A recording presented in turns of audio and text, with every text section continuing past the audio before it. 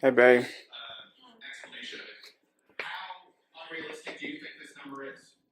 What's wrong? I'm tired.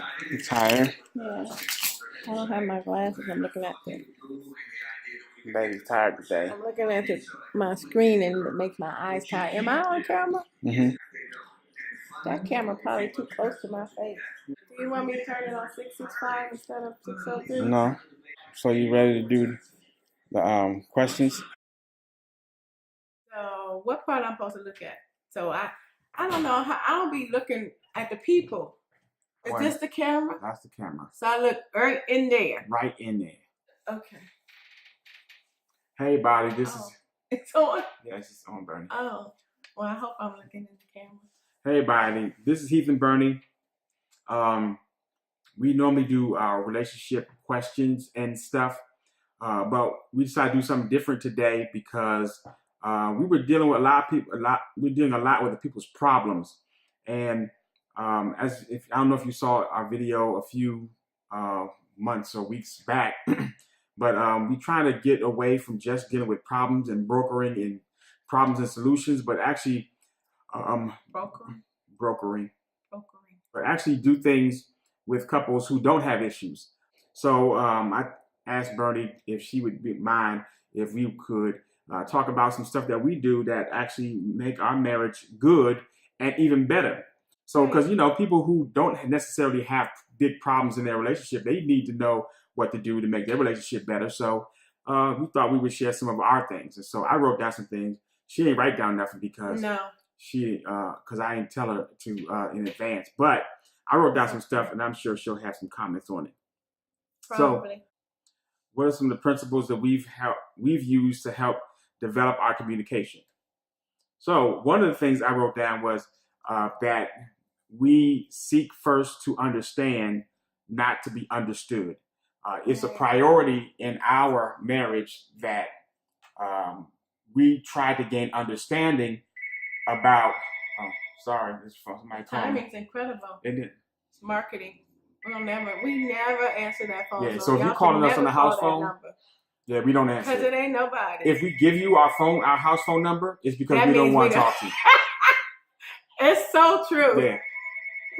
So, but we seek first to understand, not to be understood, because it's a priority in our marriage to make sure that we gain understanding about what the person means in what they're saying, instead of going on based on what I think you mean and you think I mean, and then responding to that out of our own feelings. Right.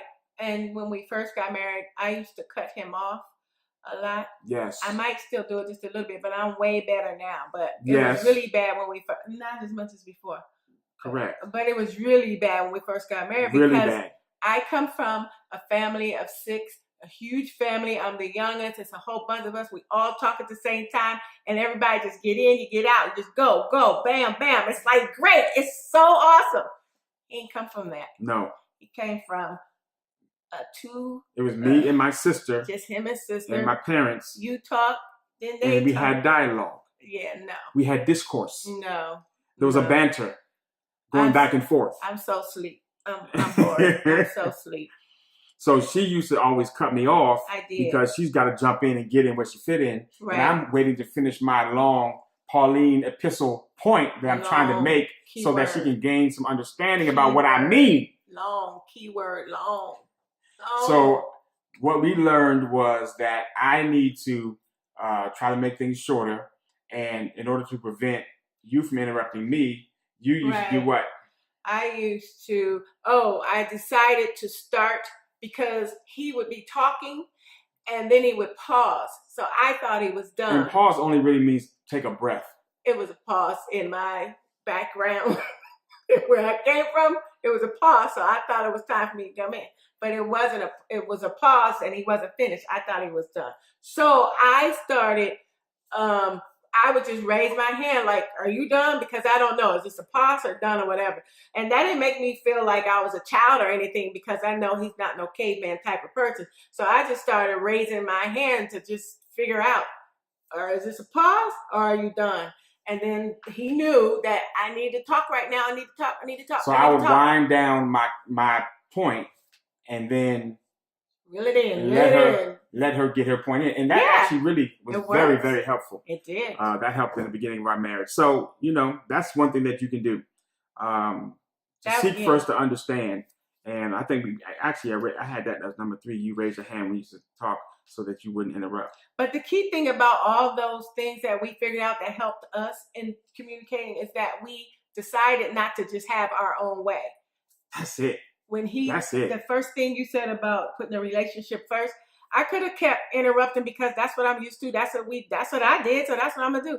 But I want to put the relationship first and not have my own way. And it has to be my way. And he didn't do that on his side. And that's what makes a difference. It was a mutual self-sacrificing for the benefit of the relationship. Self-sacrificing. And that's what I had down there. Married? Here you go. Just the work everybody talking about. Go ahead. I had put that down on number 2 is that we prioritize our relationship over our preferences. Okay. And that's she just described it. It's the self-sacrificing. It's the okay. I know that this is how I used to do it, and that's how I did it with her and them, and this is how I want to do it. But because that's not how she does it or she likes it, I can't do it that way because it doesn't work in our relationship. No. And instead of me fighting for my right to be right and to be correct and for her and for me to get my way, I just yield over to what makes her happy, which actually makes the relationship happy. And she does the same.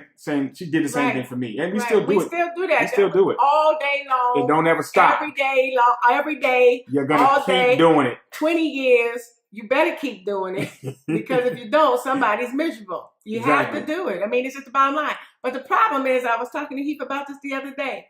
When people do it, when they feel like the person that they with is worth doing that for. Now, if that ain't if you don't feel that, this is dating, engaged, whatever, and I'm hoping you marry whoever you married, that person was worth that. But that's the problem. When people don't feel like I'm not doing that for that person. I'm not really sure why you married him, but that's what you have to do because that brings peace in the household. Yes.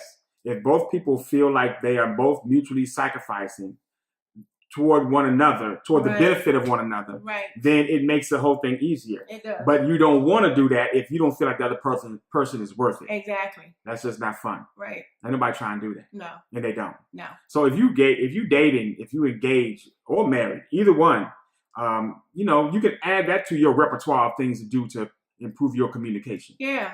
Put the relationship first. Right. And not your own ideas. Let me see what I said. I plan what I'm going to say when I'm going to say it before I actually say it. Man.